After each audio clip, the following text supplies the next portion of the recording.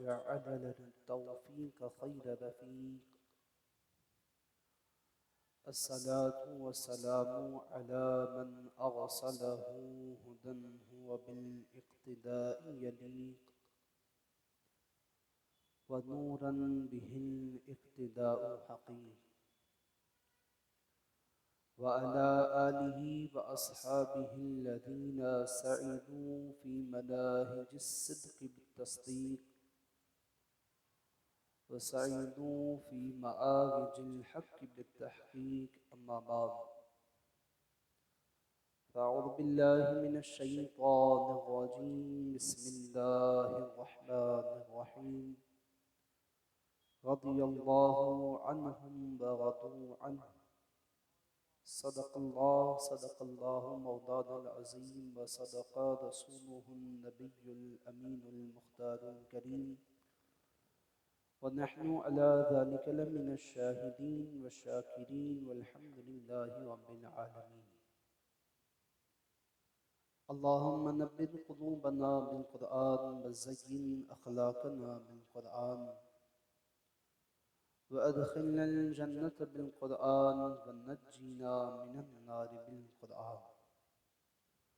قال الله تبارك وتعالى في شأن حبيبه الكريم: إن الله وملائكته يصلون على النبي يا أيها الذين آمنوا صلوا عليه وسلموا تسليما.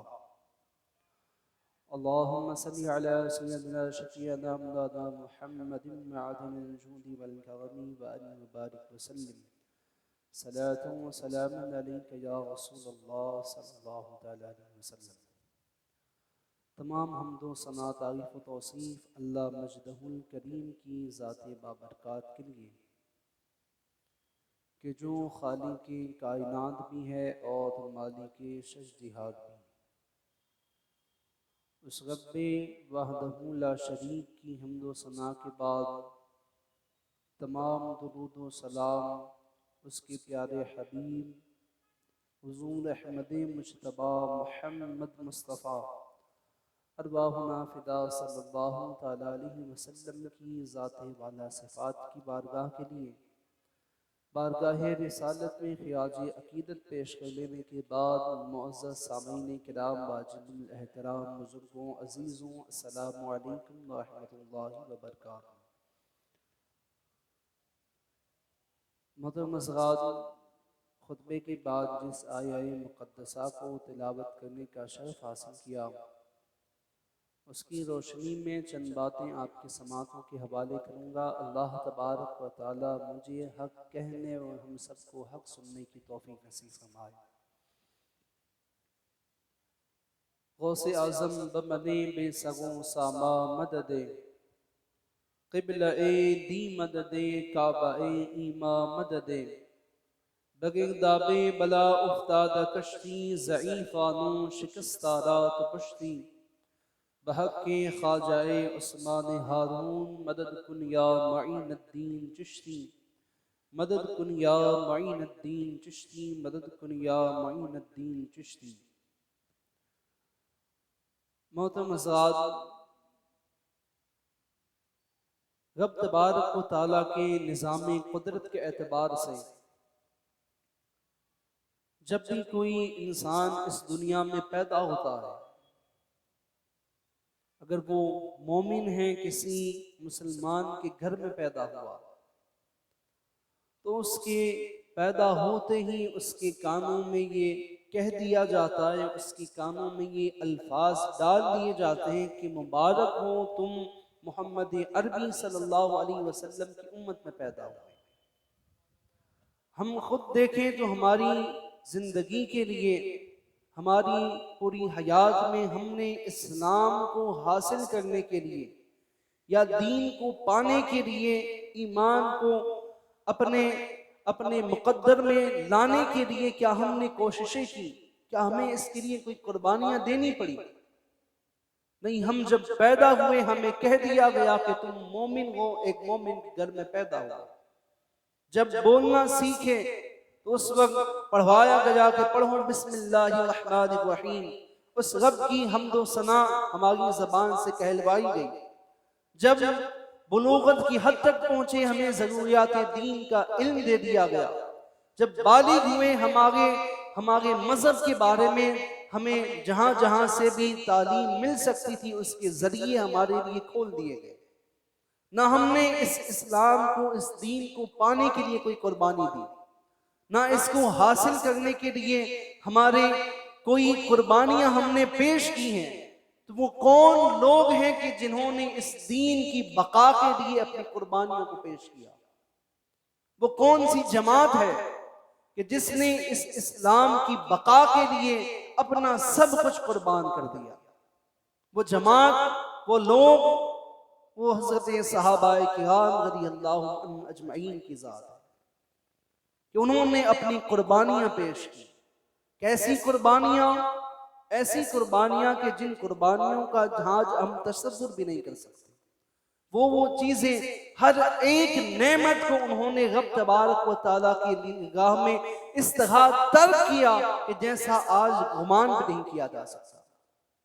एक मकाम पर ठहर कर सोचा जाए कि किसी मकाम पर, जैसे इस ऊना शहर में हम आबाद हैं, हमारे आबा व अजदा, हमारे अजदाद इस शहर में कई सदियों से यहाँ रह रहे हैं, कई दशकों से यहाँ बसे हुए हैं, पूरा कारोबार जमा हुआ है, पूरा खानदान कबीला यहाँ मौजूद है। अब अगर हमें कह दिया जाए कि अब दीन को जरूरत पड़ी है, अब दीन की बका इसमें है कि इस शहर को छोड़ दिया जाए और फुला ऐसा शहर के जहां कभी आना जाना नहीं हुआ, वहां जाकर अपने बसेरे लगा दो, कितना मुश्किल तरीन मगला होगा कि अपना सारा सब कुछ, घर जायदाद, जो कुछ भी सरमाया इतनी उम्र में जिंदगी में कमाया था, सब कुछ छोड़कर सिर्फ और सिर्फ रब तबारक व तआला की रज़ा के लिए, उसके महबूब की पैरवी करते हुए शहर को छोड़कर हिजरत करके मक्का से मदीना चले जाना। इसीलिए तो कहा गया कि सहाबा के सबके मरातिब अजीम शान है, लेकिन सहाबा में मुहाजिरीन को रब ने एक खुसूसी मर्तबा अता किया कि जिन्होंने मक्का से हिजरत करके मदीना हिजरत फरमाया। उन्हीं मुहाजिरीन सहाबा में एक जात है कि जिससे हर कोई आशना है। जब भी कहीं इश्क की बात आती है, आशिक़े सादिक का जिक्र आए, तो इश्क की मिसाल, इनसे ज्यादा बड़ी मिसाल और कोई नहीं हो सकती। वो जात कौन सी है?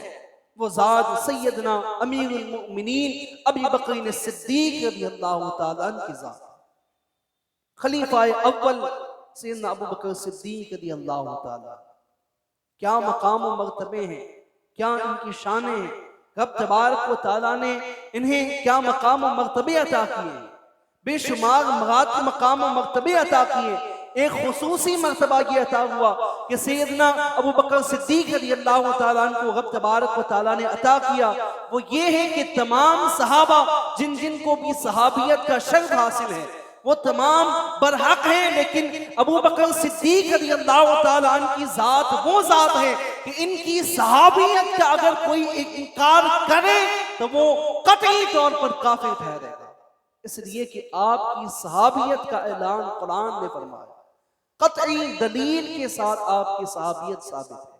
आपको ये खुसूसी मर्तबा हासिल हुआ कि आपकी सहाबियत का इनकार करने वाला उसी वक्त इस्लाम के दायरे से खारिज हो जाएगा। ये सैयदना अबू बकर सिद्दीक हैं। इनका कबूल इस्लाम कैसा है? कहा अबू बकर सिद्दीक की एक अनोखी शान ये है कि तमाम मुसलमानों में सबसे पहले अगर हुजूर के हाथ पर किसी ने बैत की है तो वो सैयदना अबू बकर सिद्दीक रज़ियल्लाहु ताला, सबसे पहले इस्लाम के दामन में दाखिल होने वाले, हुजूर की तस्दीक करने वाले। आपका लक़ब ये जो सिद्दीक पड़ा, ये उसी मकाम पर पड़ा। उसकी दो वजह बयान की गई। एक ये कि हुजूर अलैहिस्सलातु वस्सलाम ने खुद फरमाया कि जिन जिन को मैंने दीन की दावत पेश की, दीन की तरफ बुलाया, तो उन लोगों ने कुछ ना कुछ एतराज किए, कुछ ना कुछ सवाल किए, लेकिन अबू बकर वो है कि जिसके सामने मैंने दीन को पेश किया है बगैर एतराज और सवाल के, फौरी उसी वक्त पर मेरे हाथ पर तस्दीक करके इस्लाम में दाखिल, बगैर किसी एतराज और सवालात के। सैयदना सिद्दीक़ अकबर रज़ियल्लाहु ताला हुज़ूर अलैहिस्सलातु वस्सलाम के हाथ पर बैत फरमाई। और दूसरी वजह ये बयान की कि जब वाक़िया मेराज नमूदार हुआ, जब मेराज का वाक़िया वाक़ई हुआ, उसकी सुबह हुज़ूर अलैहिस्सलातु वस्सलाम ने जब सहाबा को बताया कि कल रात को रब तबारक व तआला ने मुझे मेराज अता की, मुझे मस्जिद हराम से मस्जिद अक़सा ले जाया गया, फिर वहां से लामका तक ले जाया गया, और वो सारा मरहला रात के एक लम्हे के अंदर हुआ। ये बात सुनकर मक्के में एक शोर हुआ, ये कैसी बात है जो किसी भी अक्ल में आने को तैयार है। इसे कौन सी अक्ल तस्लीम करेगी कि वो जो मस्जिद हराम से अक़सा का जो कई माह का सफर है, का वो सफर कोई चंद लम्हों में कैसे कर सकता है। तो जब ये कुफ़ारे मक्का में ये बात मशहूर हुई तो अबू जहल को मौका मिला कि आज मौका है अबू बकर से, आज अबू बकर को ये बात कही जाए, उन्हें देखा जाए कि आज वो क्या कहते हैं। सैयदना अबू बकर सिद्दीक़ से वो मिलता है, उनसे कहता है कि अबू बकर, तुम्हें मालूम है कि आज तुम्हारे सामने कोई शख्स ये दावा करे कि मैं चंद लम्हों में रात के एक पहर में मस्जिद हराम से मस्जिद अक़सा तक गया हूँ, फिर वो ये दावा करे कि वहां से मैं लामका तक गया हूँ, क्या तुम इस बात को तस्लीम करोगे? क्या अक्ल में आने वाली ये बात है? अबू बकर सिद्दीक़ कहते हैं कि नहीं, ये बात अक्ल में आने वाली तो नहीं है। इतनी लंबी मुसाफत को कोई चंद लम्हों में कैसे तय कर सकता है? तो अबू जहल खुश हो जाता है, कहता है कि अरे ये बात कहने वाला और कोई नहीं है, जिसका तुम कलमा पढ़ते हो वही मोहम्मद अरबी सल्लल्लाहु अलैहि वसल्लम ये बात कहते हैं। उन्हीं का ये दावा है कि उन्हें रात के एक हिस्से में रब तबारक व तआला ने मेराज अता की है। अबू बकर सिद्दीक़ बेसाख्ता पुकार उठते हैं, अरे अरे, क्या मेरे नबी ने ये बात कही है? अगर वो ये बात कहते हैं तो बिल्कुल सच फरमाते हैं, रब ने उन्हें मेराज अता की। अरे अक़सा क्या है, लामका, जहां तक वो बोले रब ने उन्हें मेराज जरूर अता की। ये अबू बकर सिद्दीक़ का अकीदा है, ये वो तस्दीक है कि जो आपने हुज़ूर अलैहिस्सलातु वस्सलाम के हाथों पे की है। सैयदना अबू बकर सिद्दीक़ रज़ियल्लाहु ताला अन्हु का असल जो नाम है ये अब्दुल्ला नाम है, आपकी कुन्नियत अबू बकर है, और आपके अलकाबात में दो लक़ब मशहूर हैं, एक तो सिद्दीक और दूसरा अतीक। हुज़ूर अलैहिस्सलातु वस्सलाम ने आपको ये लक़ब अता फरमाया कि अबू बकर तुम अतीक हो, यानी रब तबारक व तआला ने तुम्हें जहन्नम से आज़ाद कर दिया। सैयदना अबू बकर सिद्दीक की ज़ात क्या ज़ात है, उनके बारे में हुज़ूर अलैहिस्सलातु वस्सलाम क्या फरमाते हैं? हुज़ूर अलैहिस्सलातु वस्सलाम फरमाते हैं कि मुझे किसी के माल ने इतना नफा नहीं दिया जितना अबू बकर सिद्दीक के माल ने नफा दिया। ये वही अबू बकर सिद्दीक हैं जिनके बारे में हुज़ूर अलैहिस्सलातु वस्सलाम फरमाते हैं कि अबू बकर, मैंने जितनों के एहसान मुझ पर थे, मैंने सबके एहसानों का बदला अता कर दिया, सिवाय अबू बकर के कि इसके एहसानों का बदला मैं बेरोज़े महशर रब तबारक व तआला से अता करवाऊंगा। ये अबू बकर सिद्दीक है। ये कौन है? ये हुज़ूर अलैहिस्सलातु वस्सलाम के यार है, यार गार भी है और यार मज़ार भी है। कैसी मोहब्बत है! मोहब्बत का दर्स अगर किसी को लेना हो तो वो सिद्दीक़ अकबर रज़ियल्लाहु ताला अन्हु की चौखट से कोई उनसे ले कि मोहब्बत किसे कहा जाता है, मोहब्बत किस शय का नाम है? क्या मोहब्बत किसी से दिल लड़ा लेने का नाम है? किसी की सूरत को अपनी आंखों में बसा लेना क्या ये मोहब्बत कहलाता है? नहीं, अबू बकर सिद्दीक की जिंदगी बताएगी कि मोहब्बत उस शय का नाम है जिससे की जाए फिर उसके अलावा दुनिया में कोई वजूद नजर नहीं आना चाहिए। जब जिससे मोहब्बत हो जाए, किसी से इश्क लड़ जाए, किसी की सूरत आंखों में बसा ली जाए, इसके बाद अंदाज ये होना चाहिए कि शब हो या दिन हो, हर लम्हा अगर कोई दिखाई दे तो अपना महबूब दिखाई देना चाहिए। और फिर कैसी अदा का उसके आगे कोई शे कीमत नहीं रखनी चाहिए। कोई शे से मुराद कहा दुनियावी कोई भी मालो मता हो उसके सामने कोई कीमत नहीं रखता, आलो औलाद हो कोई कीमत नहीं रखती, अगर हत्ता की जान तक देनी पड़ जाए तो उस महबूब के सामने जान देने में भी आशिक को एक लम्हा नहीं गुजरना चाहिए। वो आशिक का दर्द अगर किसी को हासिल करना हो तो सिद्दीक़ अकबर रज़ियल्लाहु ताला अन्हु के साथ से हासिल करें। आशिक के सादिक जिसे कहा जाता है, जिसकी मोहब्बत की मिसालें कायनात आलम में कोई दूसरी नजर नहीं आती है। कैसी मोहब्बत है, कैसा निसार है हुजूर से, और फिर हुजूर की भी उनसे कैसी मोहब्बत है। हुजूर अलैहिस्सलातु वस्सलाम के जो भी छोटे मोटे काम होते आपने मुकद्दर कर रखा था कि मेरे जो भी जाती काम है वो अगर कोई करेगा तो अबू बकर सिद्दीक करेगा। हुजूर ने अपने जाती कामों के लिए आपको मुकर्रर करके रखा था। फिर कोई भी काम होते, एक मर्तबा आपको हुजूर अलैहिस्सलातु वस्सलाम ने एक अंगूठी अता की, कहा जाओ अबू बकर इसमें अल्लाह का नाम नक्श करवा के लाओ। आप नक्श करवाने जाते हैं, नक्श करवाते हुए वो नक्काश अंगूठी में रब अज़्ज़ व जल का नाम नक्श करता है तो आप कहते हैं कि सिर्फ मेरे रब का नाम नक्श न करो बल्कि मेरे महबूब का नाम भी नक्श कर दो, हुजूर का नाम भी नक्श कर दो। वो नक्श करवा कर वापस लेकर आते हैं, जब हुजूर को देते हैं हुजूर अलैहिस्सलातु वस्सलाम फरमाते कि अबू बकर ये क्या है?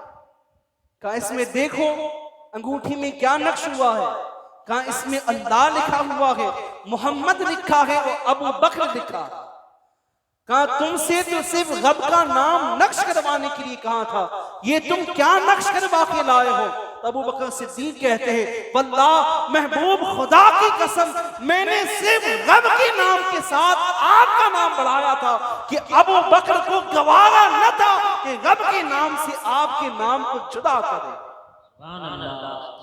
अबू बकर को ये गवारा नहीं था कि वो आपके नाम को रब के नाम से जुदा करे। कि इतने में जिब्रील अमीन अलैहिस्सलातु वस्सलाम तशरीफ लाते हैं, अर्ज़ गुज़ार होते हैं कि या रसूलुल्लाह सल्लल्लाहु अलैहि वसल्लम ये जो अंगूठी में आप नक्श देख रहे हैं, ये जो नक्श जिब्रील करवा के ला रहे हैं, कहा वो जिब्रील ने तो सिर्फ आपका नाम नक्श करवाया था, लेकिन उनकी ये मोहब्बत उनकी ये अदा देखकर रब कहता है कि अरे अबू बकर तुम्हें ये गवारा नहीं कि रब के नाम से मोहम्मद के नाम को जुदा करो, और रब को ये गवारा नहीं कि मोहम्मद के नाम से अबू बकर के नाम को जुदा किया जाए। ये अबू बकर सिद्दीक की मोहब्बत है। हुजूर अलैहिस्सलातु वस्सलाम अपने तमाम जाती काम सैयदना अबू बकर सिद्दीक से कहते हैं। अगर कहीं सफर के लिए जाना होता तो सवारी तैयार करने के लिए भी सैयदना अबू बकर सिद्दीक को कहा जाता। कहा हुजूर अलैहिस्सलातु वस्सलाम के चचा के बेटे सैयदना अकील रज़ियल्लाहु ताला जो मौला अली करमल्लाहु ताला वजह करीम के भाई, ये भी जब ईमान लाए हुजूर से मोहब्बत करने लगे, हुजूर के करीब करीब रहने लगे। जब ये ईमान लाए तो हुजूर बड़े खुश हुए। कहा अकील तुम्हारे ईमान लाने से मुझे दो गुनी खुशी हुई, एक तो ये कि तुम इस्लाम के दामन में आ गए, दूसरा ये कि तुम मेरे चचा के बेटे मेरे भाई हो और तुम मेरे साथ हो। हज़रत सैयदना अकील रज़ियल्लाहु ताला वो हुजूर के करीब करीब रहने लगे। अभी जवानी की उम्र थी, अभी इतनी उम्र नहीं हुई थी, तो हर लम्हा वो कोशिश में रहते कि किसी मकाम पर सबकत ले जाएं, लेकिन हर मकाम पर वो देखते कि जहां भी हुजूर को कोई काम पड़ता, हुजूर की कोई जरूरत पड़ती, तो वहां उनके आने से कबल अबू बकर वहां मौजूद होते, या तो वो वहां मौजूद होते या हुजूर उनको तलब करते। तो जितने भी काम होते वो सारे कामों में सैयदना अबू बकर सिद्दीक रज़ियल्लाहु ताला आगे आगे नजर आते। तो एक होता है दो आशिकों का, किसी से मोहब्बत हो किसी से इश्क हो, तो उसकी लगन में, उसकी खिदमत में, उसकी इर्द गिर्द उसकी हर कामों को वो करना चाहता है। क्या ये दौड़, ये जो एक दूसरे में रेस लगी हुई थी, ये कोई बेजा नहीं थी, बल्कि ये इश्क था, ये मोहब्बत थी। सैयदना अकील रज़ियल्लाहु ताला हर लम्हा हुजूर अगर सवारी तैयार करने के लिए कहते, अबू बकर सिद्दीक जा रहे होते वो उनको रोक देते, काम ठहर जाओ मैं जाऊं। कोई भी काम हुजूर अबू बकर सिद्दीक को कहते तो सैयदना अकील रज़ियल्लाहु ताला आगे बढ़कर उस काम को पूरा करते। कहें वो जुमा का दिन था, अबू बकर सिद्दीक रज़ियल्लाहु ताला अन्हु का ये मामूल था कि जुमा के दिन सबसे पहले मस्जिद नबी में आते, मस्जिद नबी में आने के बाद मस्जिद नबी में झाड़ू लगाते, उसकी सफाई करते और सबसे आगे पहले सफ में आकर हुजूर के करीब बैठ जाते, कि जहां से हुजूर के बिल्कुल करीब बैठा जाता, कहाँ हुजूर के मिंबर के बिल्कुल करीब आकर पहली सफ में बैठते कि हुजूर जो कहें वो बिल्कुल कुर्ब के साथ हुजूर के करीब आकर सुने। सैयदना अबू बकर सिद्दीक रज़ियल्लाहु ताला अन्हु ने उसी अपने मामूल के मुताबिक जुमा का दिन है, सफाई की मस्जिद नबी की, कि पहले सफ में आकर बैठ गए, तमाम सहाबा भी आकर बैठ गए। ज़ैद अकील रज़ियल्लाहु ताला अन्हु मस्जिद नबी में आते हैं, वो आगे बढ़ते हैं, पहली सफ में आते हैं, अबू बकर सिद्दीक से कहते हैं अबू बकर उठो यहाँ से, आप हाथ बांध कर उठ जाते हैं। कहाँ शहजादे कहें, कहाँ तुम यहाँ नहीं बैठोगे, तुम पीछे बैठो। हज़रत अबू बकर सिद्दीक हाथ बांधे हुए पिछली सफ में जाते हैं, दूसरी सफ में, तीसरी सफ में, चौथी सफ में, हत्ता के 7वीं सफ में जाकर खड़े होते हैं। फिर अर्ज करते हैं कि शहजादे अगर इजाजत हो तो यहाँ बैठ जाओ। सैयदना अकील कहते हैं कि हाँ ठीक है, वहां बैठ जाओ। ये माजरा सैयदना अली अल मुर्तज़ा कर्रमल्लाहु ताला वजहुल करीम देख रहे हैं। उन्होंने ये पूरा माजरा देखा, हुजूर तशरीफ लाए, हुजूर ने जुमा की नमाज अदा की, सहाबा जब वापस लौट गए, सैयदना अली अल मुर्तज़ा कर्रमल्लाहु ताला वजहुल करीम हुजूर अलैहिस्सलातु वस्सलाम की बारगाह में आते हैं। अर्ज करते हैं कि या रसूलल्लाह अकील को तो देखें। कहा क्या बात है, कहा आपने जुमा में नहीं देखा, अकील ने जुमा की नमाज में अबू बकर को पहली सफ से उठाकर 7वीं सफ में बैठाया। कहा उनके साथ उनका बड़ा इस तरह का मामला है, आप उसे समझाएं, उसे बुलाएं। सैयदना अली अल मुर्तज़ा कर्रमल्लाहु ताला वजहुल करीम ने अपने भाई अकील की शिकायत की, जो उन्होंने अपनी आंखों के सामने होते देखा। हुजूर अलैहिस्सलातु वस्सलाम ने दोनों को बुलाया, अकील को भी बुलाया, सैयदना अबू बकर सिद्दीक रज़ियल्लाहु ताला अन्हु को बुलाया, दोनों को बुलाया। दोनों को बुलाकर पहले अबू बकर से मुखातिब हुए। कहा अबू बकर जुमा के दिन कुछ हुआ था? कहा नहीं नहीं या रसूलल्लाह, जुमा को कुछ नहीं हुआ। कहा ये अली कह रहे हैं कि अकील ने तुम्हें पहली सफ से उठाकर 7वीं सफ में बिठाया। कहा नहीं नहीं हुजूर, वो शहजादे हैं, हमारे आका हैं, वो जहां मेरा बैठना पसंद करे अबू बकर को वहां बैठना पसंद है, वो जहां बैठना पसंद करे। उन्होंने चाहा कि मैं 7वीं सफ में बैठूं तो मैं उस सफ में जाकर बैठा। कहा फिर अकील को बुलाया, कहा अकील तुमने ये क्या किया? फिर उन्होंने हुजूर अलैहिस्सलातु वस्सलाम ने सैयदना अकील रज़ियल्लाहु ताला अन्हु को बिठाया, उन्हें समझाया। कहा अकील, ये जो तुम अबू बकर का मेरे साथ नाता देखते हो, ये रिश्ता, ये ताल्लुक देखते हो, तुम तो इसके जाहिर को देख रहे हो, तुम्हें इसका बातिन नहीं मालूम, तुम्हें इसके पीछे की वजह नहीं मालूम कि अबू बकर का मेरे साथ क्या ताल्लुक है, उसकी मोहब्बत का क्या रब्त है, मेरे साथ उसका क्या रिश्ता है, इसको तुम नहीं जानते। का अकील सुनो, ये अबू बकर वो है कि जब मक्का में तुम्हारे खानदान वालों ने जब मुझे जुटलाया था, तब वाहिद अबू बकर था कि जिससे आगे बढ़कर मेरी तस्दीक की थी, जो हर मकाम पर मेरे साथ खड़ा रहा। वो कोई भी मकाम हो, हर एक मकाम में आकर मेरे साथ खड़ा रहा। वो अबू बकर है जिससे सबसे पहले इस्लाम को 40,000 अशरफियों की इमदाद की, इस्लाम की नुसरत में सबसे पहला हिस्सा जिसने डाला उसे अबू बकर सिद्दीक कहते हैं। हुजूर गोया अबू बकर सिद्दीक की शान और उनकी गिफ़त को बयान कर रहे हैं। कहा अकील, जिस मस्जिद में अभी बैठे हुए हो, इस मस्जिद नबवी की जगह को खरीदने में सबसे पहले अगर किसी ने कीमत लगाई है तो उसे भी अबू बकर सिद्दीक कहा जाता है। अबू बकर सिद्दीक है। ये ऐसा ही रिश्ता कायम नहीं हुआ है, उन्होंने अपना सब कुछ कुर्बान कर दिया है।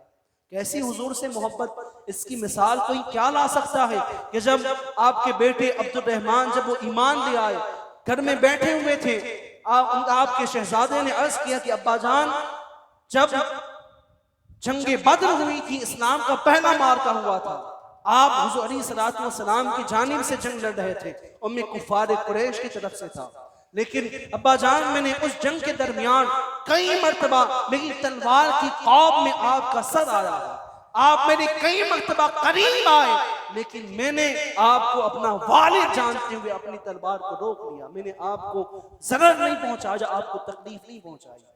सैयदना अबू बकर सिद्दीक के चेहरे का रंग मुतगय्यर होता है, चेहरा सुर्ख हो जाता है।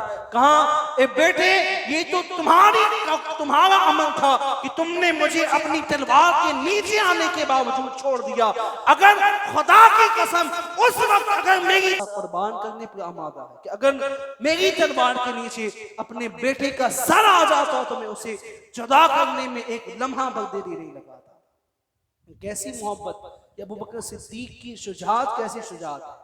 हम शुजाअत की धनी किसको कहते हैं? सैयदना अली मुर्तज़ा करमल्लाहु ताला वजहुल करीम को कहते हैं कि शुजाअत में जिनकी कोई मिसाल, कोई उनका हम नहीं मिलता, हम पल्ला उनका शुजाअत में कोई नजर नहीं आता।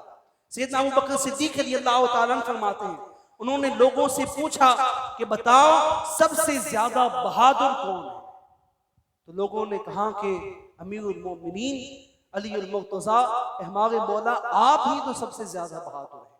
आपने फरमाया कि मैं तो अपने हम मिस्र दुश्मन के साथ रहता हूँ। कहा मैं नहीं, बताओ सबसे ज्यादा बहादुर और शुजाअत वाला कौन है? तो लोगों ने अर्ज किया कि आप ही बता दें कि कौन सबसे ज्यादा शुजाअत वाला है, कौन सबसे ज्यादा बहादुर है। सैयदना अली मुर्तज़ा करमल्लाहु ताला वजहुल करीम फरमाते हैं कि सबसे ज्यादा शुजाअत वाला और दिलेर और बहादुर अगर कोई है मेरी निगाह में, अगर पूछो तो अगर कोई शजी और बहादुर शख्स मेरी निगाहों में है तो वो अमीरुल मोमिनीन अबू बकर सिद्दीक रज़ियल्लाहु ताला अन्हु के साथ। लोगों को हैरत हुई, कहा अबू बकर सिद्दीक वो किस तरह से बहादुर है? आपने फरमाया कि जंग बदर का मौका था, कहा वो इस्लाम का पहला मार्का कि जब कुफार का एक ही लक्ष्य था, उनकी एक ही उनका मकसद था कि इस जंग में मोहम्मद अरबी सल्लल्लाहु ताला अलैहि वसल्लम को शहीद कर दिया जाए। अगर वो शहीद हो जाएंगे तो इस्लाम अपने आप खत्म हो जाएगा। उनका यही एक मिशन था, उनका मकसद था। कहा उस जंग बदर में सहाबा ने मिलकर एक साहिबान, एक झोपड़ी बनाई जिसमें हुजूर अलैहिस्सलातु वस्सलाम आराम कर सके, जिसमें आप ठहरे, जिसमें आप आराम कर सके, तो दिन के वक्त आपको धूप ना लगे। ये साहिबान तैयार हुआ। इसके बाद फिर सहाबा में बात हुई कि अब इस साहिबान की हिफाजत कौन करेगा, क्योंकि सबसे ज्यादा पहरे की जरूरत इसी साहिबान पर है। अगर सहाबा जंग में मशगूल हुए, किसी ने पीछे से आकर हुजूर के इस खेमे पर हमला किया तो फिर क्या हो जाएगा? तो सैयदना अबू बकर सिद्दीक पुकार उठते हैं, कहा इसमें तलाश क्या करना है, किसी को क्या ढूंढते हो? कहा अबू बकर के होते हुए ये जिम्मेदारी और कोई नहीं उठा सकता। सैयदना अबू बकर सिद्दीक नंगी तलवार को लेकर उस खेमे के सामने खड़े हो जाते हैं। कहा पूरी जंगी बदर होती है, या तो कुफार में हिम्मत न हुई कि उस खेमे के करीब आ सके, अगर कोई करीब भी आया तो उसके सामने सैयदना अबू बकर सिद्दीक सीना ताने हुए खड़े थे। कहा वो मकाम था शुजाअत दिखाने का। कहा उस वक्त जो सबसे ज्यादा बहादुर और जिससे सबसे ज्यादा दिलेरी दिखाई है वो सैयदना अबू बकर सिद्दीक रज़ियल्लाहु ताला अन्हु के साथ है। कैसी ज़ात है ये, कैसा उनका रुतबा, कैसा मकाम मर्तबा है। रब तबारक व तआला कुरान में बेशुमार आयात में रब तबारक व तआला ने सैयदना अबू बकर सिद्दीक का जिक्र फरमाया। सहाबा, हमारे मुफस्सिरीन और हमारे मुहद्दिसीन का इत्तिफाक है कि कई सारी ऐसी आयात है जिसमें जो जिक्र हुआ है, इस जिक्र से मुराद सैयदना अबू बकर सिद्दीक है। ऐसी बेशुमार आयात कुरान में मौजूद है। ये अबू बकर सिद्दीक की ज़ात है। ये कैसी ज़ात है, उनकी हस्ती कैसी है। सैयदना उमर फारूक आज़म बयान करते हैं, वो सहाबा से कहते हैं, कहा अबू बकर सिद्दीक की एक दिन और एक रात की नेकी, ये दो नेकियां ऐसी हैं कि काश अगर वो नेकियां मुझे मिल जाए, मैं अपनी जिंदगी की सारी नेकियां उन्हें देने को तैयार। कहा वो कौन सी नेकी? कहा रात वाली नेकी। कहा वो हिजरत की रात वाली नेकी। कहा जब हुज़ूर अलैहिस्सलातु वस्सलाम अमीरुल मोमिनीन अबू बकर सिद्दीक रज़ियल्लाहु ताला अन्हु के साथ मक्का से मदीना हिजरत करते हैं, हुजूर की हर कदम पर सैयदना अबू बकर सिद्दीक साथ है। और ये दोनों यार अबू बकर सिद्दीक हुजूर अलैहिस्सलातु वस्सलाम, ये दोनों गारे सौर में जाते हैं। कहाँ? उस वो पहाड़ वो इतना बुलंद पहाड़ है, आज तो उसके ऊपर चढ़ने के लिए सीढ़ियों का इंतजाम हो चुका है। कहा उस वक्त तो ना सीढ़ी थी ना कुछ था, एक एक ऊंचा एक पहाड़ था। कहा उसकी लंबाई कितनी है? कहा 2.5 किलोमीटर उसकी लंबाई, 2.5 किलोमीटर उसकी ऊपर चढ़ना पड़ता है। कहा हुज़ूर अलैहिस्सलातु वस्सलाम और सैयदना अबू बकर सिद्दीक जब उस पहाड़ पर चढ़ रहे थे, हुजूर के पैरों में कुछ छुपा तो आपने अर्ज किया कि या रसूल अल्लाह, एक काम करें, आप मेरे कांधों पर सवार हो जाएं। वो अबू बकर सिद्दीक कुर्बान जाएं अबू बकर सिद्दीक की जात पर कि जिन्होंने अपने कांधों पर हुजूर अलैहिस्सलातु वस्सलाम को उठाए हुए उस पहाड़ को चढ़ाया। काफी गारे सौर पर पहुंचे। गारे सौर पर पहुंचकर हुजूर से फरमाते हैं कि आप यहाँ ठहरे, महबूब मैं अंदर जाकर देख आऊं अंदर कोई ऐसी चीज तो नहीं जो आपको नुकसान पहुंचा सके। सैयदना अबू बकर सिद्दीक उस गार में आते हैं, उस गार की सफाई करते हैं। वो गार ऐसी थी कई सालों से जहाँ कोई दाखिल नहीं हुआ था, कहाँ धूल मिट्टी जो कुछ भी था, आपने अपने इमामे को फाड़ फाड़ कर उसको साफ किया। फिर देखा कि दीवार में कुछ सुराख है जिसमें मूजी जानवर, किसी जहरीले जानवर के आने जाने का खतरा है। कहा आपने अपने तहबंद के टुकड़ों को फाड़ फाड़ कर उसमें जो सुराख बने हुए थे उन सुराखों को पुर किया। और रिवायत में आता है कि एक सुराख या 2 सुराख जिसको पुर करने के लिए कपड़ा बाकी नहीं था, तो आपने अपनी एड़ियों को वहां लगा दिया। फिर कहा कि महबूब आप तशरीफ ले आए। हुज़ूर अलैहिस्सलातु वस्सलाम तशरीफ लाते हैं, फिर हुजूर आराम फरमाते हैं। हुजूर का सर अनवर सैयदना अबू बकर सिद्दीक की गोद में है। कुर्बान जाएं अबू बकर सिद्दीक की गोद में, कुर्बान जाएं अबू बकर सिद्दीक की गोद पर। कहा ऐसा लग रहा है कि जैसे कुरान रहम में रखा हुआ हो, इस तरह अबू बकर सिद्दीक की गोद में हुजूर अलैहिस्सलातु वस्सलाम का सर अनवर रखा हुआ है। हुजूर आराम फरमा रहे हैं कि इतने में जिन सुराखों पर अबू बकर सिद्दीक ने एड़ियां लगाई थी, तो उसके अंदर एक जहरीला सांप आता।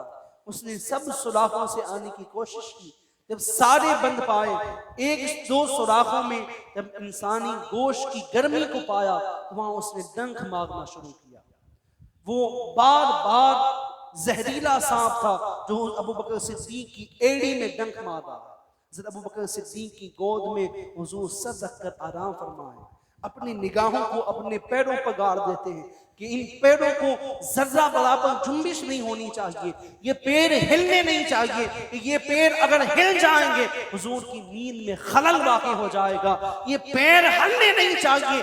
अपनी पूरी तवज्जो अपनी दोनों पैरों पर रखी कि इसमें अगर कितना ही जहर अगर सरायत कर जाए तो वो पैर लड़खड़ाने लगते हैं। जब जहर अंदर सरायत कर जाता है तो इस इंसान के जिस्म पर काबू नहीं रहता, उसके जिस्म में वो जोर वो ताकत नहीं रहती, उसके अंदर एक लर्जिश एक लर्जा तारी हो जाता है। अपनी तवज्जो को अपनी पैरों पर लगा के रखा कि ये पैर जुम्बिश न करे। तवज्जो वहां रही, आंखों पे से तवज्जो हट गई। दर्द की शिद्दत जब हुई तो आंखों से चंद आंसू के कतरे रुखसारे नबूवत सल्लल्लाहु अलैहि वसल्लम पर पड़ते हैं। हुजूर के चेहरा मुबारक पर चंद आंसू के कतरे गिरे। हुजूर अलैहिस्सलातु वस्सलाम बेदार हुए, पूछा अबू बकर क्या बात है, क्यों रो रहे हो, आंखों से आंसू क्यों बह रहे हैं?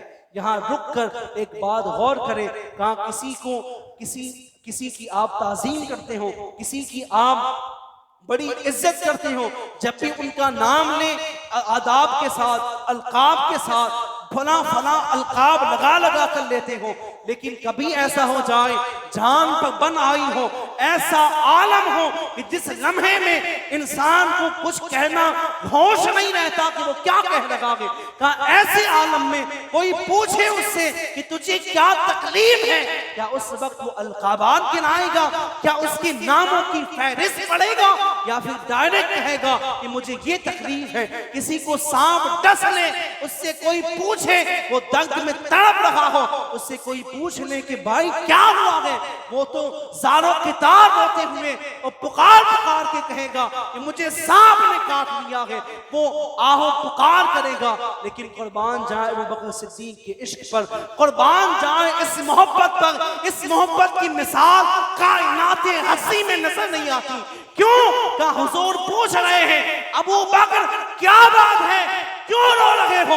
अबू बकर का लहजा देखे, अबू बकर कहते हैं फिदा का उम्मी व अबी या रसूल अल्लाह लुधिक तो कहा ए हबीब आप पर मेरे माँ बाप कुर्बान हो, मुझे सांप ने डस लिया। क्या खिताब है, क्या मकाम है कि सांप डस रहा है, उस मकाम पर भी हुजूर अलैहिस्सलातु वस्सलाम पर अपने माँ बाप को कुर्बान किए जा रहे हैं। ऐसी मिसाल कोई ला सकता है? कोई ऐसा इश्क भी कर सकता है जैसा इश्क अबू बकर सिद्दीक रज़ियल्लाहु तआला अन्हु ने की? कैसी मोहब्बत की है उस वक्त, उस मकाम पर रब तबारक व तआला ने कुरान में उस आयत को नाज़िल फरमाया कि रब तबारक व तआला ने फरमाया वली साहिबिही ला तहज़न इन्नल्लाहा महना, कि ए महबूब आप अपने साथी से कह दें कि वो घबराए नहीं, रब तबारक व तआला हमारे साथ है। वो अबू बकर कि जब गारे सौर में ठहरे हुए थे, उनके खानदान की कुर्बानियां भी देखे, कैसी कुर्बानी है। कहा आपकी बेटी उम्मे सलमा गालिबन वो खाना पका पका कर कुफारे मक्का से छुपते छुपाते गरम गरम खाना गारे सौर तक पहुंचा रही है। आपका नन्हा बेटा कहा बकरियों का दूध निकाल कर कुफार से छुपते छुपाते हुए गारे सौर तक पहुंचा रहा है। कहा अबू जहल जो अबू बकर सिद्दीक के घर पर पूछने आता है कि आपकी बेटी उम्मे सलमा को वो चाटा मारता है, उनके कान की बारी से खून रसने लगता है। ये अबू बकर सिद्दीक का खानदान है कि जिनकी कुर्बानियां देखे इस्लाम की बका के लिए, इस्लाम की नुसरत के लिए क्या कुर्बानियां इन्होंने पेश की है। इतना ही नहीं है, कहाँ गारे सौर से जब मदीना के लिए निकलते हैं अबू बकर सिद्दीक को देखते हैं हुजूर, कहाँ अबू बकर सिद्दीक कभी आगे आकर खड़े होते हैं, कुछ देर कुछ कदम आगे चलते हैं, फिर दाईं जानिब आकर खड़े हो जाते हैं, कुछ कदम आगे चलते हैं, बाईं जानिब आकर खड़े होते हैं, कुछ कदम आगे चले पीछे आकर खड़े हो गए। हुजूर ने ठहर कर पूछा कि अबू बकर ये क्या कर रहे हो? हुजूर तो सारे हाल से वाकिफ हैं, फिर भी पूछ रहे हैं अबू बकर ये क्या तरीका है, क्यों इर्द गिर्द घूम रहे हो? अबू बकर सिद्दीक कहते हैं कहा हबीब ए आका मुझे ख्वाब होता है कोई दाईं जानिब से आप पर हमला न कर दे, इसलिए मैं दाईं जानिब आ जाता हूँ।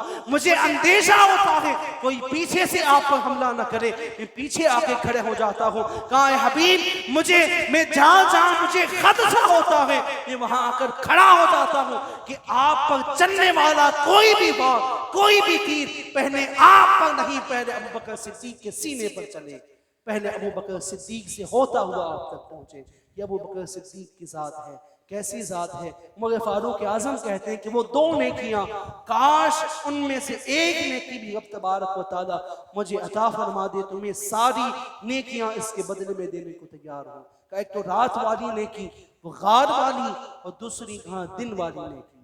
कहाँ दिन वाली नेकी कौन सी? कहाँ हुज़ूर अलैहिस्सलातु वस्सलाम का जब विसाल हुआ, जब आपने विसाल ज़ाहिरी फरमाया, इसके बाद सहाबा किराम में एक ऐसा माहौल पैदा हुआ, एक ऐसी कैफियत पैदा हुई कि जिस कैफियत को संभालना किसी के बस की बात नहीं थी। वो सहाबा कि जिनकी हर सुबह हुज़ूर अलैहिस्सलातु वस्सलाम की दीद से होती थी, हुजूर का चेहरा देखते थे, उनकी सुबह होती थी। हुजूर को जब न देखते बेकरार हो जाते, हुजूर को न पाते तो बेकरार और बेताब हो जाते। कहा आज हुजूर का विसाल हो चुका है, हर कोई बेकरार है। इतना ही आलम मदीने में खौफ का आलम है, गम का समा डूबा हुआ है। यूं कहा जाए कि कयामत सुगरा मदीना मुनव्वरा पर वाक़ है। कहा इतना ही नहीं बल्कि मदीना के अतराफ में जो लोग कमजोर ईमान वाले, कमजोर अकीदे वाले लोग थे, वो इस्लाम से इर्तिदाद करने लगे, इस्लाम से फिरने लगे। कुछ लोग ऐसे हुए उन्होंने ज़कात देने से इनकार कर दिया, वो ज़कात के मुनकिर सिरे से ज़कात का इनकार करने लगे। कुछ लोगों ने इर्तिदाद किया, इस्लाम से फिरने लगे। ये सारे हालात पेश आ रहे हैं। उन तमाम हालातों की बिना पर तमाम सहाबा जमा होते हैं, तमाम का इत्तेफाक होता है इस बात पर कि हुजूर के बाद खिलाफत पर अगर कोई बैठने का हकदार है तो सैयदना अमीरुल मोमिनीन अबू बकर सिद्दीक रज़ियल्लाहु तआला अन्हु। तमाम सहाबा का इस पर इत्तेफाक होता है। क्यों? क्योंकि हुजूर की मौजूदगी में 17 नमाजें हुजूर अलैहिस्सलातु वस्सलाम की हयात में आपने मस्जिद नबी में पढ़ाई। हुजूर ने आपको मुसल्ला नबूवत पर खड़ा किया। एक दिन तो हुजूर अलैहिस्सलातु वस्सलाम किसी सुलह के लिए कहीं तशरीफ ले गए। वहां से आने में आपको कुछ देरी हुई, आपने कहा कि अबू बकर से कहना कि वो नमाज पढ़ा दे। नमाज हो रही थी, 2 रकात हो गई है, अभी तीसरी रकात शुरू है। हुज़ूर अलैहिस्सलातु वस्सलाम जैसे तशरीफ लाते हैं, तमाम सहाबा सफ़े छोड़ने लगते हैं, हुजूर को रास्ता देने लगते हैं। हुजूर हत्ता कि अबू बकर सिद्दीक के पीछे आके खड़े हो जाते हैं। सहाबा ने इशारा किया अबू बकर सिद्दीक को कि देखें पीछे हुजूर आ चुके हैं। ये सारी बात कहाँ हो रही है? ये ऐन नमाज के दरमियान हो रही है, ये ऐन नमाज के बीच में हो रही है। 2 रकातें हो गई हैं, अभी 2 बाकी हैं। अबू बकर सिद्दीक मुसल्ले से पीछे हटते हैं, हुजूर पीठ पर थपथपाते हैं, कहते हैं अबू बकर नमाज पढ़ाओ। अबू बकर पीछे आते हैं, दोबारा कहते हैं अबू बकर नमाज पढ़ाओ, पीछे आते हैं। 3 मरतबा हुजूर ने कहा, लेकिन अबू बकर सिद्दीक मुसल्ले से पीछे हटकर सफ में खड़े हो जाते हैं। हुजूर मुसल्ले पर आते हैं, हुजूर ने नमाज मुकम्मल करवाई। नमाज खत्म होने के बाद अबू बकर सिद्दीक को बुलाकर कहा, अबू बकर जब मैंने कहा था नमाज पढ़ाने का तो तुमने क्यों नमाज नहीं पढ़ाई? अबू बकर सिद्दीक का जवाब भी तो सुने, क्या जवाब देते हैं? अबू बकर सिद्दीक कहते हैं, या रसूल अल्लाह, अबू कहाफा के बेटे की इतनी कहां जुर्रत है कि मोहम्मद मुस्तफा का इमाम बनता करे? कहा अबू कहाफा के बेटे में कहां इतनी जुर्रत है कि वो आपकी इमामत करे? मैं किस तरह आपकी मौजूदगी में इमामत कर सकता हूं? तमाम सहाबा ने इज्मा के साथ इस बात पर सबका इत्तेफाक हुआ कि सैयदना अबू बकर सिद्दीक को खलीफतुर रसूल बनाया जाए। हुजूर के बाद खलीफा अगर बनाया जाए तो आपको बनाया जाए। आप खिलाफत पर मुकर्रर हुए, इसके बाद आपने उन हालात को काबू में किया, उन तमाम हालात को सहाबा को तस्कीन दी, दिलासे दिए, तमाम सहाबा को खुतबा आपने इरशाद फरमाया और सबको तस्कीन दी। इसके बाद फिर ये सारे मामलात पेश आए। हुज़ूर अलैहिस्सलातु वस्सलाम ने अपने विसाल से कब्ल हज़रत उसामा रज़ियल्लाहु ताला अन्हु को एक लश्कर जर्रार देकर आपको मुल्क के शाम की तरफ रवाना किया था, रूम को फतेह करने के लिए। वो लश्कर अभी मदीना से कुछ फासले पर था। जब हुजूर के विसाल की खबर पहुंची तो लश्कर वहां ठहर गया। वहां से हज़रत उसामा भी लौट कर आ गए। कहा उन्होंने भी आकर अमीरुल मोमिनीन से कहा अब हालात ऐसे हैं कि मक्का के मदीना के इर्द गिर्द जो बस्तियां हैं वो सारे अब जिहाद पर आगे बढ़ चुके हैं। अगर वो क्या बेहतर नहीं होगा कि उस लश्कर को न भेजा जाए बल्कि उसे रोक दिया जाए, क्योंकि जितने भी हमारे बहादुर जो भी लड़ने वाले जो हमारे सिपाही हैं वो सारे उस लश्कर में। अगर वो लश्कर चला जाएगा, इसके बाद अगर किसी ने यहाँ हमला कर दिया तो हमारे पास दिफा के लिए कुछ बाकी नहीं बचेगा। सब ने इस बात पर इसरार किया। हर किसी ने हज़रत उसामा लश्कर से, जिसको लश्कर का सिपह सालार बनाकर हुजूर ने भेजा था, वो भी लौट कर आए। उन्होंने भी कहा कि हमारी बेहतरी इसी में है कि हम यहाँ ठहर जाएं, हम यहाँ रुक जाएं। मदीने के हालात कभी भी बदल सकते हैं, लोग कभी भी जंग की तरफ आमादा हो सकते हैं। अगर जंग की नौबत पड़ गई तो फिर क्या हालात होंगे? हर किसी का मशवरा था, लेकिन हुजूर अलैहिस्सलातु वस्सलाम का वो भेजा हुआ लश्कर था जिसे हुजूर ने रूम को फतह करने के लिए भेजा था। अबू बकर सिद्दीक फरमाते हैं कि खुदा की कसम अब दुनिया यहाँ से वहां होनी हो तो हो जाए जो लश्कर हुजूर ने रवाना किया है। अबू बकर की इतनी ताकत नहीं है उस लश्कर को रोक सके। वो लश्कर जाएगा और वहां से फतेह होकर वापस लौटेगा। वो लश्कर रवाना किया गया। तो वो जो कबाइल के जिन्होंने इस्लाम से इर्तिदाद किया था, इस्लाम से मुंह फेर दिया था, जिन्होंने ज़कात का इनकार किया था, जो लोग मिलकर मदीने पर हमला करना चाहते थे, वो लोग खौफज़दा हो गए। वो लोग डर गए कि ये इस्लाम, इसकी बका तो बहुत बाकी रहने वाली है। कहा हमें तो ये लगता था कि मोहम्मद अरबी गए हैं, अब इसकी बात कौन संभालेगा, अब तो ये बिखर जाने वाला है, अब इसका कोई जर्रा बाकी नहीं बचेगा, इसका नाम लेवा नहीं बचेगा। लेकिन ये तो क्या देख रहे हैं कि अभी उनका विसाल हुआ है और इस्लाम है कि रूम को फतेह करने के लिए जा रहा है। लश्कर जज्जार रूम को फतेह करने के लिए भेजा जा रहा है। हुजूर अलैहिस्सलातु वस्सलाम का वो भेजा हुआ लश्कर वो जब जाता है, तमाम कबाइल के अंदर खौफ और हैबत बैठ जाती है। सब लोग मुंतजिर होते हैं, कहाँ देखें कि वो लश्कर फतेहयाब होकर लौटता है कि शिकस्त खाकर आता है। तो वो लश्कर रब तबारक व तआला के फजल से फतेहयाब होकर लौटता है। रब तबारक व तआला इस्लाम को कामयाबी अता करता है। वो लश्कर फतेह याब होकर लौटा।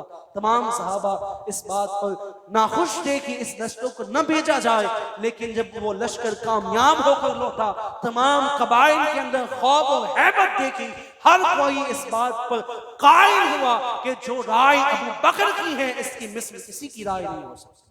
जो वो फैसला लेते हैं, वो फैसला रब तबारक व तआला की अता से होता है। इसके बाद जितने भी ज़कात के मुनकिरीन थे, उन तमाम के खिलाफ आपने जिहाद किया। कहा मैं उनके खिलाफ जिहाद का ऐलान करता हूँ। जिस किसी ने भी ज़कात का इनकार किया है, अगर वो एक बकरी का बच्चा ज़कात देता था, अगर वो देने से भी वो मुकर गया है, तो उसे भी कत्ल कर दिया जाए। अबू बकर उमर फारूक आज़म ने आकर कहा कि अबू बकर, अभी ये वो हालात नहीं है, अभी इस्लाम का बड़ा नाजुक दौर है, हमें थोड़ा सब्र और तहम्मुल से काम लेना चाहिए। हज़रत अबू बकर सिद्दीक कहते हैं, कहा उमर, पहले तो तुम्हारे अंदर बड़ा जलाल था, कहा अब वो जलाल कहाँ गया है? कहा इस्लाम के अहकाम के खिलाफ अगर कोई जर्रा बगावत भी हटेगा तो उसे हरगिज़ गवारा नहीं किया जाएगा, उसकी सजा तो यही होनी चाहिए।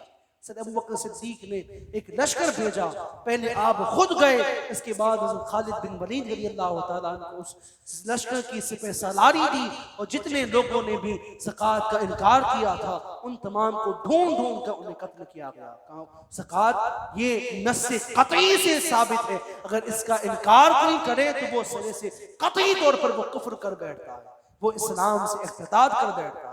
हज़रत उमर फारूक आज़म कहते हैं, कहाँ वो दिन की नेकी जिसमें अबू बकर सिद्दीक ने इस्लाम में जो छोटा फितना हो रहा था, तो उस फितने को होने से पहले अबू बकर सिद्दीक ने रोक दिया। कहा ये अबू बकर सिद्दीक की दो नेकियां, अगर ये नेकियां मुझे मिल जाएं तो मैं अपना सारी नेकियां उन्हें देने को तैयार हूँ।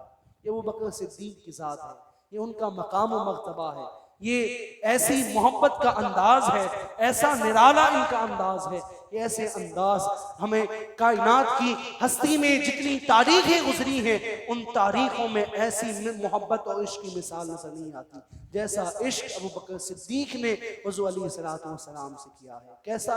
कैसी जान सारी औलाद को भी हुजूर की ज़ात पर और दीन रसूल पर कुर्बान करने को तैयार है, अपनी जान को भी हुजूर की बारगाह में कुर्बान करने को तैयार है। ये कौन अबू बकर हैं जिन्हें अगर दीन में नुसरत का हुक्म दिया जाए, कहा इस्लाम को जरूरत है माल और मता की इमदाद की जाए, इस्लाम में ताउन किया जाए, अबू बकर सिद्दीक वो क्या लेकर आते हैं? उमर फारूक आज़म हर घड़ी वो इस दौड़ में रहते थे कि कब मौका मिले कि मैं अबू बकर से नेकियों में सबकत ले जाऊं, नेकियों में उनसे आगे निकल जाऊं। तो ये जब मौका आया तो आपने कहा कि ये मौका है, इस वक्त मेरे पास बहुत सारा मालूम मता पड़ा है, आज तो जरूर उनसे मैं आगे निकलूंगा। सैयदना उमर फारूक आज़म जितना उनके पास माल और दौलत थी, कहा उसके दो हिस्से आपने किए, आधा हिस्सा आपने घर पर रखा और आधा हिस्सा लेकर बारगाह रसालत में आए। यहाँ हुजूर की बारगाह में पहुंचे, हुजूर अलैहिस्सलातु वस्सलाम ने फरमाया, ए उमर क्या लेकर आए हो? हज़रत उमर फारूक आज़म कहते हैं कि या रसूलुल्लाह सल्लल्लाहु अलैहि वसल्लम, मैंने अपने कुल माल के दो हिस्से किए, उसमें से आधा लेकर आया। फिर आपने देखा, आपने सोचा कि आज तो सबसे ज्यादा शायद माल में ही लेकर आऊं। इतने में क्या देखते हैं, हुज़ूर अलैहिस्सलातु वस्सलाम की बारगाह में अबू बकर सिद्दीक आते हैं। कहा तन पर लिबास की जगह पर टाट लगी हुई है, उसमें बबूल के कांटे लगे हुए हैं। ऐसा लिबास पहनकर अबू बकर सिद्दीक बारगाह रिसालत में आकर अपना सारा साजो सामान हुजूर के कदमों में रख देते हैं। अब हुजूर फरमाते हैं, दोनों सवालों में डिफरेंस देखें। हुजूर ने उमर से पूछा था, उमर क्या लेकर आए हो? अबू बकर से हुजूर पूछ रहे हैं, ए अबू बकर घर पर क्या छोड़ कर आ रहे हो? यहीं से अंदाजा लगाया जा सकता है। अबू बकर सिद्दीक कहते हैं कि या रसूल अल्लाह, मैं अपने घर पर अल्लाह और उसके रसूल को छोड़ कर आया हूं। मेरे लिए, मेरे घर वालों के लिए अल्लाह और उसका रसूल बस है। इसीलिए तो किसी ने कहा कि परवाने को शम्मा, बुलबुल को फूल बस, सिद्दीक के लिए खुदा का रसूल बस। का उनके लिए हुजूर की जात ही बस है। हुजूर की जात के आगे सारा सब कुछ उन्होंने अपना कुर्बान कर दिया है। अबू बकर सिद्दीक है, इनका अखलाक और किरदार इनकी इनकी खिलाफत देखें, आपने 2 साल 2 माह और कुछ दिन आपने खिलाफत की, लेकिन उन खिलाफत के अय्याम में जब आपके बाद सैयदना उमर फारूक आज़म जब खलीफा हुए, जब आप खिलाफत के मनसब पर फाइज हुए, तो चंद रोज के बाद चंद नन्ही नन्ही बच्चियां सैयदना उमर फारूक आज़म के पास आती हैं, उन्हें आकर कहती हैं कि आप क्या खलीफतुल रसूल हैं, क्या आप अबू बकर सिद्दीक के बाद क्या आपको खलीफा बनाया गया? उन्होंने कहा कि हाँ, मुझे लोगों ने खलीफा मुकर्रर किया, बताओ तुम क्यों आए हो? तो कहा आप चले, आपकी हमारे घर ड्यूटी है। क्या उन बच्चियों से उमर पूछते हैं कि क्या ड्यूटी है? कहा रोजाना असर के बाद खलीफा रसूल का ये मामूर था, हम यतीम बच्चियां हैं, हम 6 या 7 बहनें हैं, कहा हमारी 40 बकरियां हैं, कहा अमीरुल मोमिनीन असर की नमाज के बाद हमारे घर आते, उन बकरियों का दूध निकाल कर हमें देते, हम उससे अपनी अपनी भूख मिटाते, उससे जो बच जाता उसे फरोख्त करके उससे जो आमदनी मिलती उसे हम अपना गुजर बसर करते। तब उमर फारूक आज़म कहते हैं कि अबू बकर तुमने खिलाफत को बड़ा मुश्किल बना दिया है, तुमने इस खिलाफत को बड़ा सख्त तरीन बना दिया है। कि अबू बकर सिद्दीक हैं कि जो एक बुढ़िया के यहाँ खिदमत करते हैं, कई सालों से कर रहे हैं। कैसी खिदमत? कहा वो नाबीना बुढ़िया कि जिसे ये तक मालूम नहीं कि जो उसकी खिदमत कर रहा है वो कौन है। सैयदना उमर फारूक आज़म को किसी ने अगर खबर दी कि एक फला मकाम पर एक कुटिया है जिसमें एक ज़ईफ़ा रहती है जो नाबीना है, जिसको फालिज हुआ है, कहा तो उन्होंने सोचा कि उसकी पुरसिस को जाऊं, उसकी कुछ मदद कर दूं, उसका कुछ काम कर दूं। तो आप जब गए तो वहां देखा कि सारे काम हुए हैं। आपसे बुढ़िया ने पूछा कि आप कौन हैं? आपने कहा कि मैं उमर बिन खत्ताब हूं। कहा तुम्हारे ये सारे काम किसने किए? कहा कोई आने वाला है अल्लाह का बंदा जो आता है सारे काम कर जाता है, खाना भी पका जाता है, मेरे लिए खाना भी दे जाता है, साफ सफाई भी कर देता है।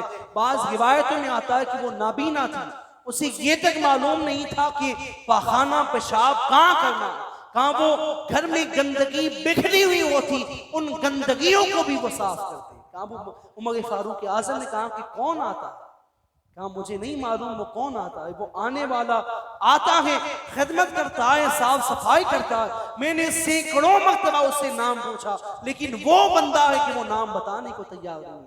वो बस इतना कहता है कि माई तुम्हारा काम हो रहा है, बस इतना देखो तुम्हारे का सारे काम हो रहे हैं। अब उमर फारूक आज़म कहते हैं कि अब मैं तुम्हारी खिदमत की ड्यूटी लेता हूँ कि अब कल से मैं रोजाना आकर तुम्हारे सारे काम करूंगा।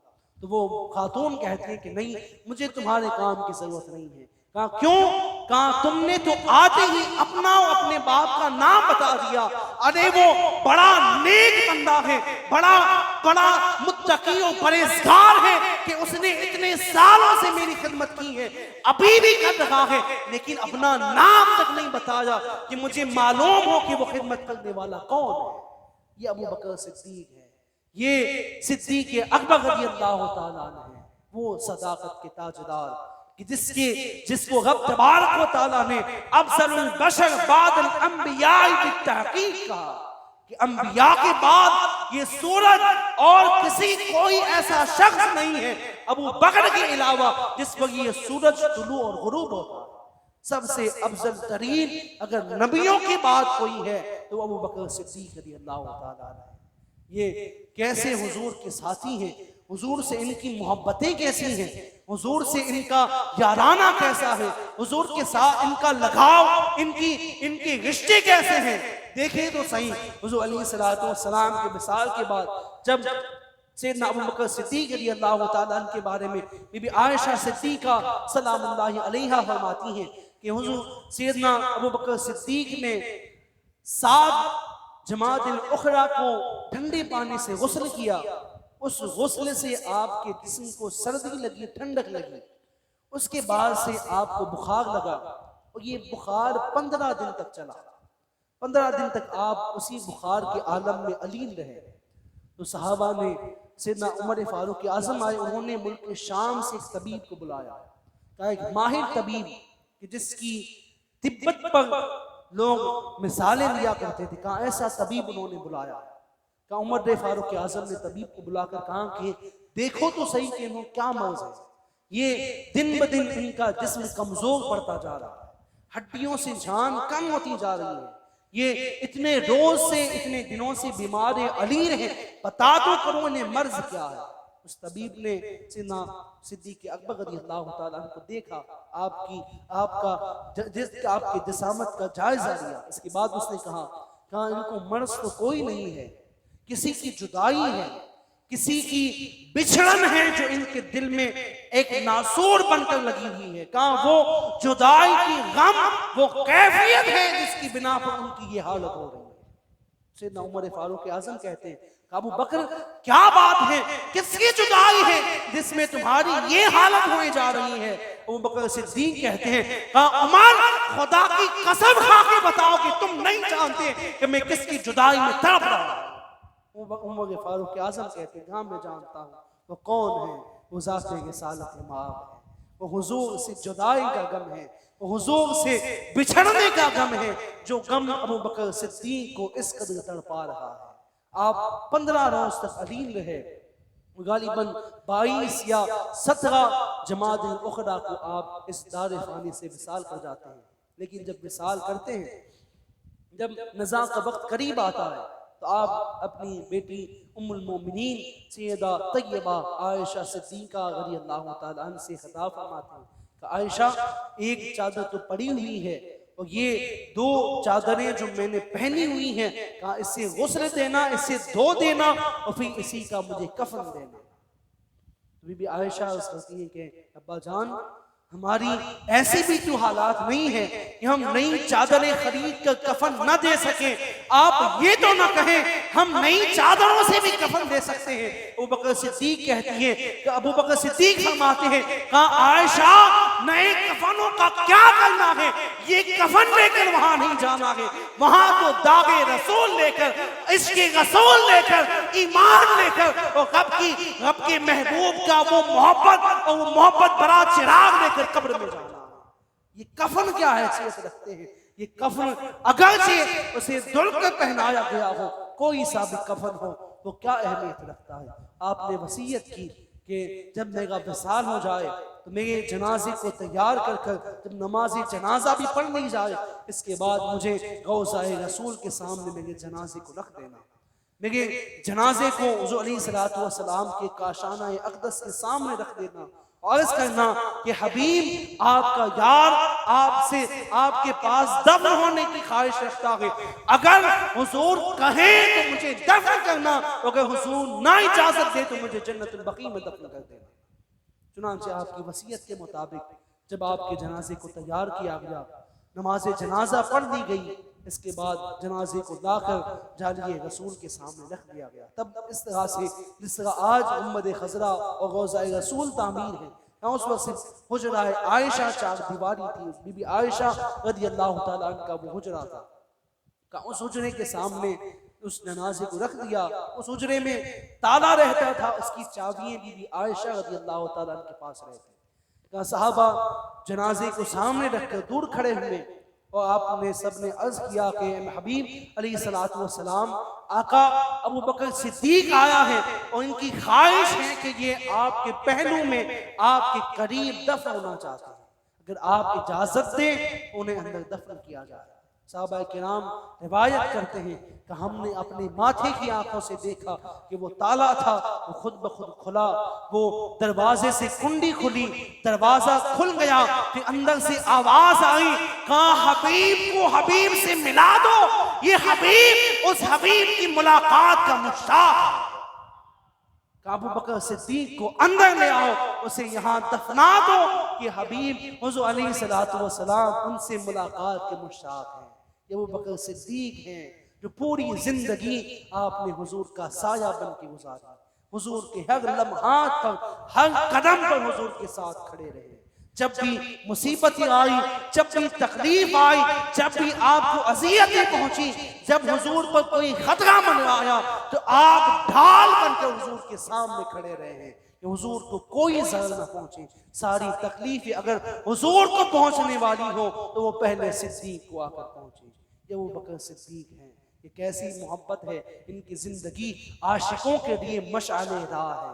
जिसको भी अगर किसी आशिक को अगर अपनी राह की दुश्वारियों को देखना हो, अपनी मंजिल को अबूर करना हो, वो अपनी हिदायत की राह को पाना चाहता हो, तो उस अबू बकर सिद्दीक की जिंदगी को अपनी आंखों के सामने रखे, देखे आशिक कैसे हुआ करते हैं और शाह किस अंदाज से होते हैं, उनका इश्क कैसा होता है, उनकी मोहब्बतें कैसी होती हैं, उनकी जिंदगी कैसी होती है, उनकी मौत कैसे हुआ करती है। ये अबू बकर सिद्दीक हैं जो यारे गार भी हैं और यारे मज़ार भी हैं। हुज़ूर अलैहिस्सलाम फरमाते हैं, हुज़ूर ने फरमाया, हुज़ूर मस्जिद नबी से एक रोज़ बाहर तशरीफ ला रहे थे। आपके एक जानिब सैयदना अबू बकर सिद्दीक थे, एक जानिब सैयदना उमर फारूक आज़म रज़ियल्लाहु ताला अन्हुमा थे। कहा इन दोनों के हाथ पकड़ के आपने सहाबा से मुखातब करके कहा सहाबा देख लो, आज इस अंदाज से हम मस्जिद से बाहर आ रहे हैं, कहा बरोज़े महशर भी जब रब दोबारा उठाएगा, दोबारा कब्र से उठाए जाएंगे, कहा तुम देखोगे उस वक्त भी मैं इसी अंदाज से निकलूंगा, एक तरफ अबू बकर होंगे, एक तरफ उमर फारूक आज़म होंगे। इसी अंदाज से मेरा बगों से महशर से निकलना होगा। इसी अबू बकर सिद्दीक है, रब के हुजूर दुआ करते हैं कि मौला हमें उस इश्क, उस मोहब्बत के चंद कतरे, उसके चंद ज़र्रात हमारे मुकद्दर में लिख दे, हमारी नस्लों को उनकी मोहब्बत जैसी मोहब्बत अता फरमा दे, उन उश्शाक से सच्ची मोहब्बत अता करे, उनकी सच्ची मोहब्बत, अकीदत और उनके आदाब, उनकी ताज़ीम हमारी नस्लों को तबारक व तआला अता फरमाए। इंशाअल्लाह तबारक व तआला कल की नशिश में खलीफाए दोम सैयदना उमर फारूक आज़म रज़ियल्लाहु तआला अन्हु का जिक्र होगा। अल्लाह तबारक व तआला हमें कहने सुनने से ज़्यादा अमल की तौफीक नसीब फरमाए। परवरदिगार आलम हमें ईमान पर साबित कदम फरमाए, हमें सिराते मुस्तकीम पर हमारे कदमों को जमाए रखे। रब तबारक व तआला हमारा खात्मा बिल खैर फरमाए। अक़ूलु क़ौली हाज़ा अस्तग़फ़िरुल्लाह ली व लकुम व लिसाइरिल मुमिनीन वल मुमिनात इन्नहु वल गफ़ूरुर रहीम। अस्सलामु अलैकुम व रहमतुल्लाहि व बरकातुहू। सलातो व सलाम के लिए खड़े हो